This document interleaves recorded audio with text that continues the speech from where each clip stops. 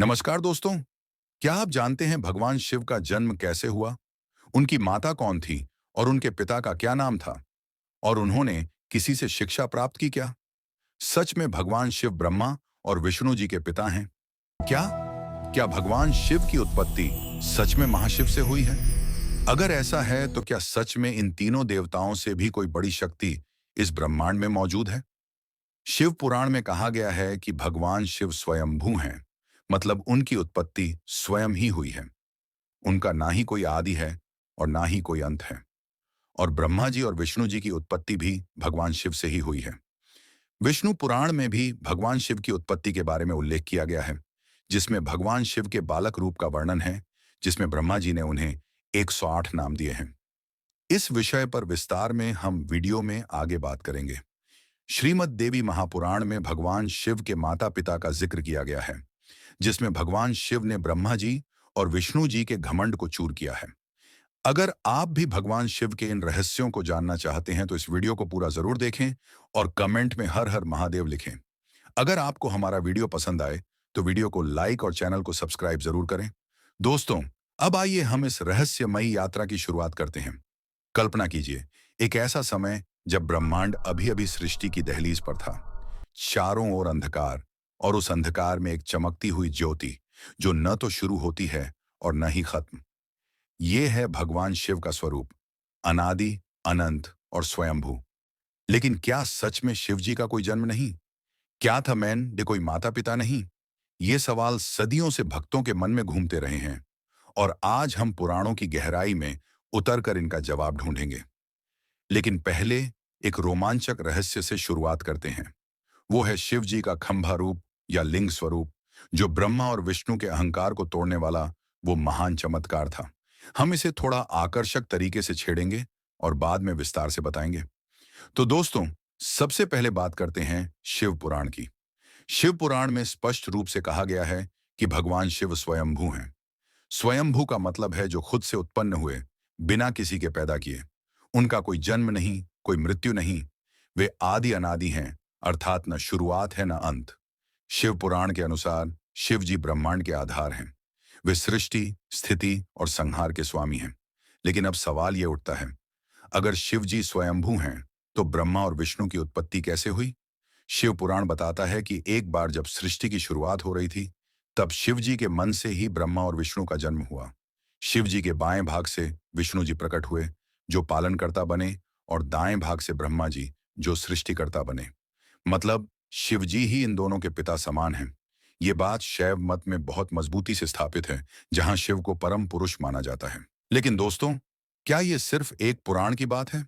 नहीं, विष्णु पुराण में भी शिव जी की महिमा का वर्णन है, लेकिन थोड़े अलग रूप में। विष्णु पुराण में एक कथा है जहां शिव जी एक बालक के रूप में प्रकट होते हैं। कल्पना कीजिए, ब्रह्मांड में अचानक एक रोता हुआ बच्चा, जो इतना दिव्य है कि ब्रह्मा जी खुद उसका नामकरण करते हैं। ब्रह्मा जी उस बालक को देखकर हैरान हो जाते हैं और उसे शांत करने के लिए 108 नाम देते हैं, जैसे रुद्र, शिव, महादेव आदि। ये बालक रूप ही शिव जी का है, जो बताता है कि शिव जी किसी सामान्य जन्म की तरह नहीं, बल्कि दिव्य अवतार के रूप में आते हैं। यहां भी शिव जी को स्वयंभू कहा गया है, लेकिन विष्णु पुराण वैष्णव मत होने के कारण विष्णु जी को प्रधान मानता है, फिर भी शिव की महिमा को स्वीकार करता है। तो क्या शिव जी ने किसी से शिक्षा ली? पुराणों में ऐसा कोई उल्लेख नहीं है। शिव जी खुद ज्ञान के स्रोत हैं, वे योगी हैं, ध्यान के स्वामी हैं। उन्होंने किसी गुरु से शिक्षा नहीं ली, बल्कि वे खुद देवताओं के गुरु हैं। जैसे उन्होंने राम को ज्ञान दिया या पार्वती को रहस्य बताए। अब आते हैं उस रहस्य पर जो सबसे ज्यादा रोमांचक है। क्या शिव जी की उत्पत्ति महाशिव से हुई है? दोस्तों, कुछ ग्रंथों और लोक कथाओं में महाशिव का जिक्र आता है, जो शिव से भी बड़ा एक रूप माना जाता है। लेकिन मुख्य पुराणों में यह स्पष्ट नहीं। शिव पुराण में शिव ही परम है, लेकिन अगर हम अद्वैत वेदांत की बात करें तो ब्रह्म ही सबका स्रोत है, और शिव उस ब्रह्म का सगुण रूप है। क्या तीनों देवताओं ब्रह्मा, विष्णु, शिव से बड़ी कोई शक्ति है? हाँ, पुराणों में कहा जाता है कि आदि शक्ति या देवी, जो महामाया है, वे ही सबकी उत्पत्ति का कारण है। लेकिन शैव मत में शिव और शक्ति अविभाज्य हैं। अब श्रीमद् देवी भागवत महापुराण की ओर चलते हैं, जहां शिव जी के माता पिता का जिक्र है। यहाँ एक कथा है जहां देवी खुद कहती हैं कि शिव जी उनके पुत्र हैं, लेकिन ये प्रतीकात्मक है। असल में देवी महापुराण में शिव जी को देवी का अंश माना जाता है, और एक कथा में शिव जी ब्रह्मा और विष्णु के घमंड को तोड़ते हैं। दोस्तों, अब उस महान कथा पर आते हैं, शिव जी का खंभा रूप या ज्योतिर्लिंग का रहस्य। ये कथा इतनी रहस्यमयी है कि सुनकर आपका मन रोमांचित हो जाएगा। कल्पना कीजिए, सृष्टि के आदिकाल में ब्रह्मा जी और विष्णु जी के बीच विवाद हो जाता है। दोनों खुद को श्रेष्ठ मानते हैं। ब्रह्मा कहते हैं, मैं सृष्टि करता हूं, मैं सबसे बड़ा। विष्णु कहते हैं, मैं पालन करता हूं, बिना मेरे सृष्टि टिक नहीं सकती। उनका अहंकार बढ़ता जाता है। तभी अचानक उनके बीच एक विशाल अनंत खंभा प्रकट होता है, एक ज्योति का स्तंभ जो इतना चमकदार है कि उसकी रोशनी पूरे ब्रह्मांड को भर देती है। ये खंभा न तो ऊपर का अंत जानता है, न नीचे का। ब्रह्मा और विष्णु हैरान हो जाते हैं। वे सोचते हैं, इसका सिरा ढूंढकर हम अपनी श्रेष्ठता साबित करेंगे। ब्रह्मा जी हंस का रूप धारण करके ऊपर की ओर उड़ते हैं, और विष्णु जी वराह का रूप लेकर नीचे की ओर खुदाई करने लगते हैं। सालों युगों बीत जाते हैं, लेकिन खंभे का कोई अंत नहीं मिलता। थक कर दोनों लौट आते हैं। तभी उस खंभे के अंदर से एक दिव्य आवाज गूंजती है, ओम, मैं ही आदि हूं, मैं ही अनंत हूं, मैं शिव हूं जो सबका स्रोत हूं। आवाज इतनी गहरी और कंपन वाली होती है कि ब्रह्मांड थरथरा उठता है। खंभे से शिव जी का रूप प्रकट होता है, नीलकंठ, जटाधारी, त्रिशूलधारी। तामिंद आंखों में करुणा, लेकिन चेहरे पर क्रोध का भाव, क्योंकि अहंकार को तोड़ना जरूरी था। ब्रह्मा और विष्णु अपने घुटनों पर गिर पड़ते हैं और स्वीकार करते हैं कि शिव ही परम है।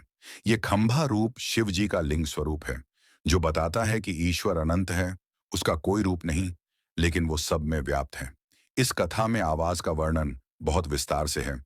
वो आवाज न तो पुरुष की थी, न स्त्री की, बल्कि ब्रह्मनाद की तरह, जो ओमकार से शुरू होती है और पूरे अस्तित्व को कंपित कर देती है। कुछ ग्रंथों में कहा गया है कि वो आवाज में अहम ब्रह्मास्मि जैसे मंत्र गूंज रहे थे, जो आत्मा की जागृति का संदेश देते हैं। दोस्तों, इस कथा से साफ है कि शिव जी ने ब्रह्मा और विष्णु के घमंड को चूर किया और साबित किया कि वे ही ट्रिनिटी के पिता समान हैं। लेकिन अभी ये सिर्फ शुरुआत है। आगे हम विष्णु पुराण की बालक कथा पर विस्तार से बात करेंगे और देवी महापुराण में शिव जी के माता पिता के जिक्र को खोलेंगे। क्या शिव जी से बड़ी कोई शक्ति है? क्या महाशिव का अस्तित्व सच है? ये सब अगले भाग में। तब तक हर हर महादेव। दोस्तों, अब हम उस रहस्यमयी यात्रा को आगे बढ़ाते हैं जहां हमने भगवान शिव के खंभा रूप और उनके स्वयंभू स्वरूप की बात की थी।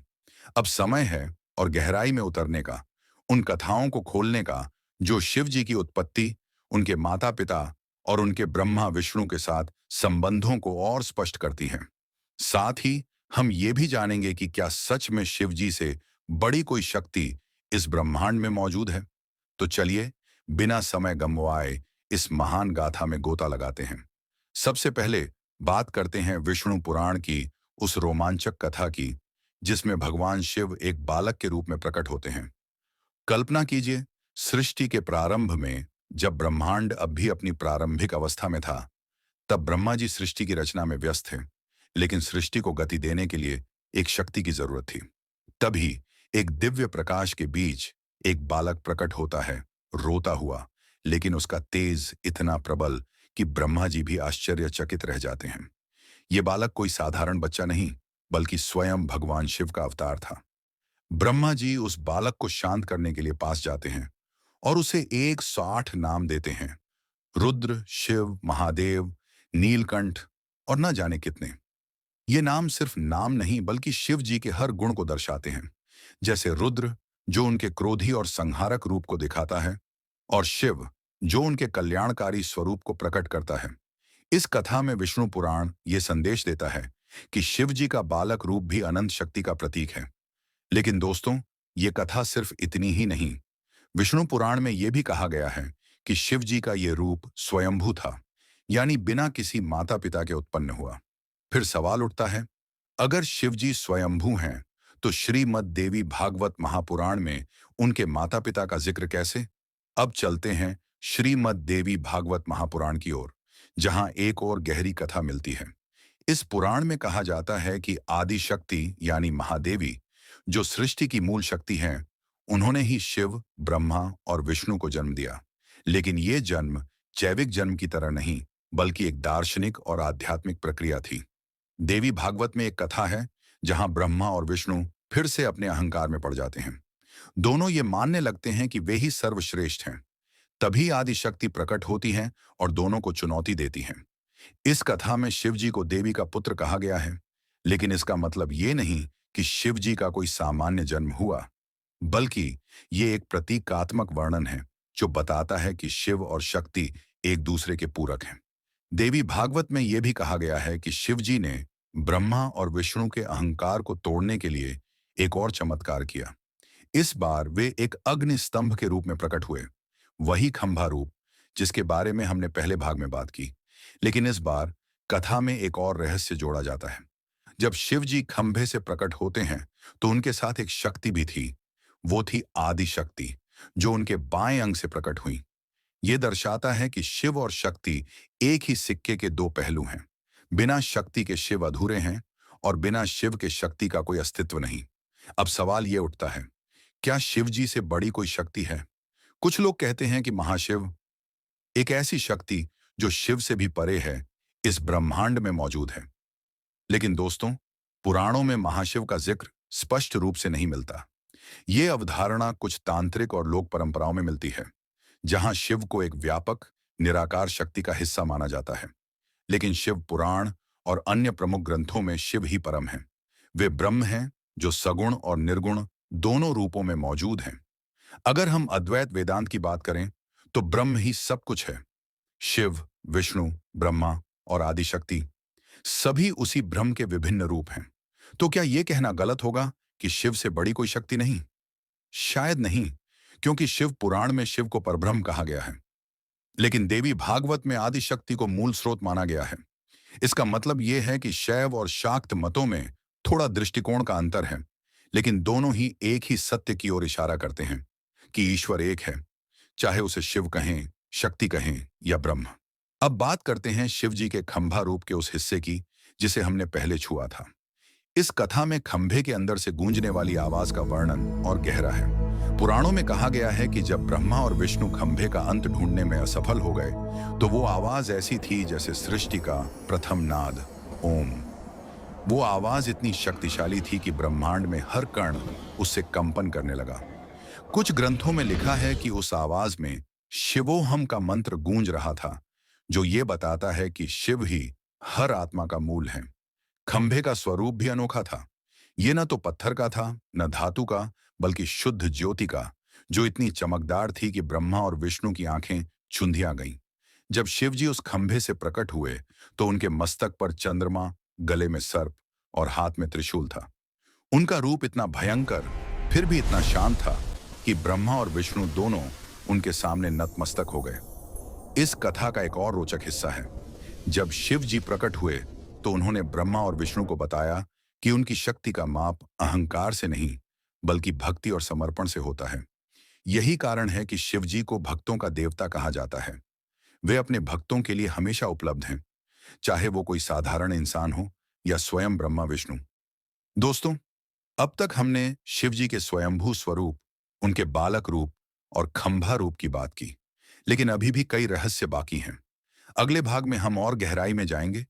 क्या शिव जी ने सच में किसी से शिक्षा ली? क्या उनके माता पिता का कोई और उल्लेख है? और सबसे बड़ा सवाल, क्या ब्रह्मा और विष्णु के पिता के रूप में शिव जी की भूमिका को और स्पष्ट करने वाली कोई कथा है? इन सब के जवाब अगले भाग में। तब तक हर हर महादेव। दोस्तों, अब हम अपनी इस रहस्यमयी यात्रा के अंतिम पड़ाव पर पहुंच चुके हैं, जहां हम भगवान शिव के और भी गहरे रहस्यों को उजागर करेंगे। हमने अब तक उनके स्वयंभू स्वरूप, बालक रूप और खंभा रूप की चर्चा की। साथ ही ये भी देखा कि श्रीमद् देवी भागवत महापुराण और विष्णु पुराण में उनकी उत्पत्ति और ब्रह्मा विष्णु के साथ उनके संबंधों का वर्णन कैसे किया गया है। अब समय है कुछ और सवालों के जवाब ढूंढने का। क्या शिव जी ने सच में किसी से शिक्षा ली? क्या उनके माता पिता का कोई और उल्लेख है? और सबसे महत्वपूर्ण, क्या ब्रह्मा और विष्णु के पिता के रूप में उनकी भूमिका को और स्पष्ट करने वाली कोई कथा है? साथ ही क्या सच में शिव से बड़ी कोई शक्ति इस ब्रह्मांड में मौजूद है? तो चलिए इस आध्यात्मिक यात्रा को पूरा करते हैं और हर हर महादेव के जय घोष के साथ आगे बढ़ते हैं। सबसे पहले बात करते हैं इस सवाल की, क्या भगवान शिव ने किसी से शिक्षा प्राप्त की? दोस्तों, शिव पुराण और अन्य ग्रंथों में इस बात का कोई स्पष्ट उल्लेख नहीं है कि शिव जी ने किसी गुरु से शिक्षा ली, बल्कि शिव जी को स्वयं ज्ञान का स्रोत माना जाता है। वे आदि योगी हैं, जिन्होंने योग, ध्यान और आध्यात्मिकता की शिक्षा संसार को दी। उदाहरण के लिए, भगवान राम को शिव जी ने ही तारक मंत्र और अन्य ज्ञान दिया। माता पार्वती को भी शिव जी ने तंत्र और योग के गूढ़ रहस्यों की शिक्षा दी, जो शिव संहिता और अन्य तांत्रिक ग्रंथों में मिलती है। एक प्रसिद्ध कथा है जहां पार्वती शिव से जीवन और मृत्यु के रहस्य पूछती हैं और शिव उन्हें अमृतत्व का मंत्र बताते हैं। इससे साफ है कि शिव जी न केवल ज्ञान के सागर हैं, बल्कि वे खुद गुरुओं के गुरु हैं, जिन्हें दक्षिणा मूर्ति के रूप में भी जाना जाता है। दक्षिणा मूर्ति शिव का वो रूप है जहां वे मौन रहकर सिर्फ अपनी उपस्थिति से ज्ञान देते हैं। तो ये कहना गलत नहीं होगा कि शिव जी ने किसी से शिक्षा नहीं ली, बल्कि वे स्वयं ज्ञान के आदि स्रोत हैं। अब आते हैं माता पिता के सवाल पर। श्रीमद् देवी भागवत महापुराण में, जैसा कि हमने पिछले भाग में चर्चा की, आदि शक्ति को शिव, ब्रह्मा और विष्णु का स्रोत कहा गया है। लेकिन ये स्रोत जैविक माता पिता की तरह नहीं, बल्कि एक आध्यात्मिक और दार्शनिक रूप में है। शैव मत में शिव और शक्ति को एक ही सिक्के के दो पहलू माना जाता है। शिव पुराण में एक कथा है जहां शिव जी कहते हैं, मैं शक्ति के बिना अधूरा हूं और शक्ति मेरे बिना अधूरी है। इसका मतलब है कि शिव और उनकी शक्ति, यानी पार्वती या आदि शक्ति, एक दूसरे के बिना पूर्ण नहीं। लेकिन अगर हम माता पिता की बात करें, तो पुराणों में शिव को स्वयंभू कहा गया है, यानी बिना माता पिता के उत्पन्न। हालांकि कुछ लोक कथाओं और क्षेत्रीय ग्रंथों में, जैसे हिमाचल या कश्मीर की परंपराओं में, शिव को कभी-कभी हिमवत, हिमालय और उनकी पत्नी मेना के पुत्र के रूप में प्रतीकात्मक रूप से देखा जाता है, क्योंकि पार्वती उनकी बेटी थी। लेकिन यह प्रतीकात्मक है, न कि शाब्दिक। मुख्य पुराणों में शिव के माता पिता का कोई स्पष्ट जैविक उल्लेख नहीं है, बल्कि वे परब्रह्म हैं जो स्वयं से प्रकट हुए। अब सबसे बड़ा सवाल, क्या शिव जी ब्रह्मा और विष्णु के पिता हैं? शिव पुराण में इस बात को स्पष्ट रूप से कहा गया है कि ब्रह्मा और विष्णु की उत्पत्ति शिव से ही हुई। एक कथा के अनुसार जब सृष्टि की शुरुआत हुई, तब शिव के मन से ब्रह्मा और विष्णु प्रकट हुए।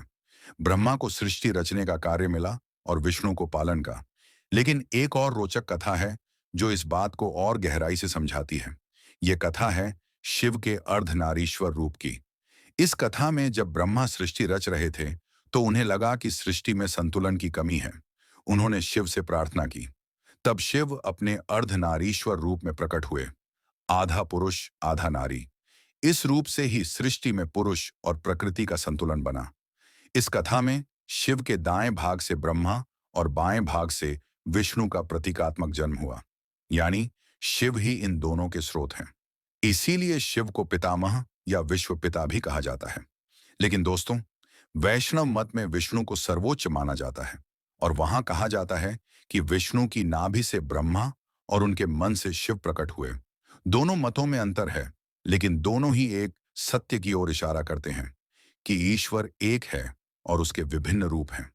अब आखिरी सवाल, क्या शिव से बड़ी कोई शक्ति है? दोस्तों, इस सवाल का जवाब दर्शन और विश्वास पर निर्भर करता है। शैव मत में शिव ही परम है। वे परब्रह्म हैं जिनका ना आदि है न अंत। लेकिन शाक्त मत में आदि शक्ति को मूल स्रोत माना जाता है। श्रीमद् देवी भागवत में एक कथा है जहां देवी कहती हैं कि वे ही शिव, ब्रह्मा और विष्णु को जन्म देती हैं। लेकिन शिव और शक्ति को अलग करना असंभव है। एक कथा में जब भृगु आर्षि ये तय करने जाते हैं कि ब्रह्मा, विष्णु और शिव में कौन सबसे बड़ा है, तो वे देखते हैं कि शिव और शक्ति एक ही हैं। शिव की तपस्या में शक्ति और शक्ति की पूजा में शिव शामिल हैं। अगर हम अद्वैत वेदांत की बात करें, तो ब्रह्म ही सब कुछ है। शिव, शक्ति, विष्णु, ब्रह्मा सभी उसी का हिस्सा हैं। तो क्या महाशिव जैसी कोई शक्ति है? कुछ तांत्रिक ग्रंथों में महाशिव का जिक्र है, जो एक निराकार, असीम शक्ति है। लेकिन मुख्य पुराणों में ये सिर्फ शिव का ही एक और नाम है।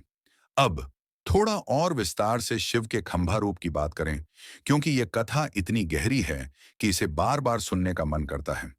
पुराणों में कहा गया है कि जब वो ज्योतिर्लिंग प्रकट हुआ तो उसका रंग न नीला था, न लाल, न सफेद। वो शुद्ध प्रकाश था, जो सूर्य और चंद्रमा की रोशनी से भी अलग था। उस खंभे से निकलने वाली आवाज में एक गहरा कंपन था, जैसे हजारों घंटियों का एक साथ बजना। कुछ ग्रंथों में लिखा है कि उस आवाज में महामृत्युंजय मंत्र की ध्वनियां थीं, जो जीवन और मृत्यु के चक्र को तोड़ने की शक्ति रखता है। जब शिव जी उस खंभे से प्रकट हुए तो उनके गले में सर्प, जो काल को दर्शाता है, और मस्तक पर चंद्रमा, जो शीतलता और शांति का प्रतीक है, दोनों मौजूद थे। उनका त्रिशूल समय, सृष्टि और संहार का प्रतीक था। इस कथा से साफ है कि शिव जी न केवल ब्रह्मा और विष्णु के अहंकार को तोड़ने वाले थे, बल्कि वे सृष्टि के संतुलन का आधार भी थे। दोस्तों, ये थी भगवान शिव की रहस्यमयी गाथा। हमने देखा कि शिव जी स्वयंभू हैं, जिनका न आदि है न अंत। वे ब्रह्मा और विष्णु के स्रोत हैं, फिर भी शक्ति के बिना अधूरे हैं। उनकी कथाएं हमें सिखाती हैं कि अहंकार का त्याग और भक्ति ही सच्चा मार्ग है। कमेंट सेक्शन में सबसे पहले हर हर महादेव जरूर लिखें। अगर आपको ये वीडियो पसंद आया तो लाइक करें, हमारे चैनल को सब्सक्राइब करें और बेल आइकन दबाना न भूलें, ताकि आपको हमारे नए वीडियो की नोटिफिकेशन मिले। जय श्री महादेव।